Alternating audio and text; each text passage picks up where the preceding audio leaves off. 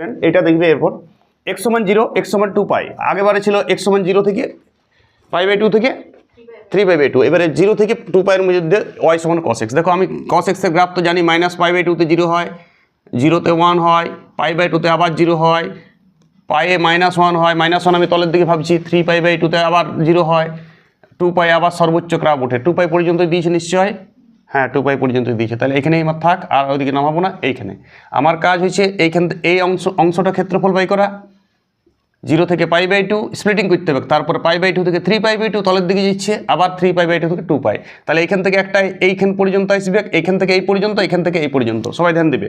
তাহলে আমি এই ছবিটা খুব ইম্পর্টেন্ট, আর এই সীমাবদ্ধ অঞ্চলটা ইন্টিগ্রেশন ফর্মে লিখবে। আমি বললাম আগের থেকে তুমি বাঁ দিক থেকে ডান দিক, বাঁ দিক এইটা, আমি যখন বোর্ডের দিকে থাকি মানে ক্যামেরার দিকে থাকি তখন আমার বাঁ হাত যেদিকে সেটাই বাঁ দিক হয়, লেখার সময় হয় না, এটা কেয়ার দেবে সবাই।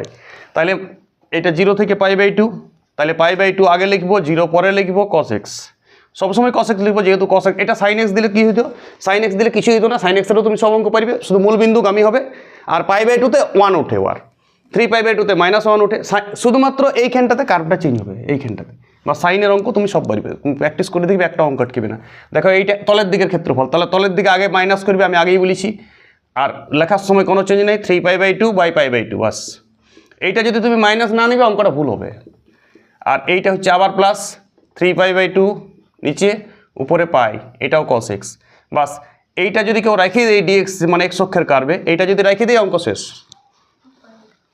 হ্যাঁ এটা 2 পাই, ঠিক আছে। তো দেখো এইবারে এইটা cos x এর ইন্টিগ্রেশন sin x, তাহলে sin x এর লাগছে লিমিট π/2/0, মাইনাস sin x এর লাগবে 3π/2 π/2, তো এইটাকে চেঞ্জ করলে মাইনাসটা প্লাস হয়ে যাবে, আর এইখানে sin x এর লাগবে 2 পাই থেকে 3π/2, বাস। এইটাকে মাইনাসটাকে তুমি প্লাস করে নিলে, এটা চেঞ্জ করে নিবে মনে মনে, তো sin π/2 মানে 1, sin 0 মানে 0, এইটা হয়ে গেল 1 - 0, এখানে মাইনাস আছে দাও না, sin 3π/2 মানে -1, আর মাইনাস sin π/2 মানে -1, আর এখানে sin 2 পাই মানে 0, আর sin 3π/2 মানে -1, বাস।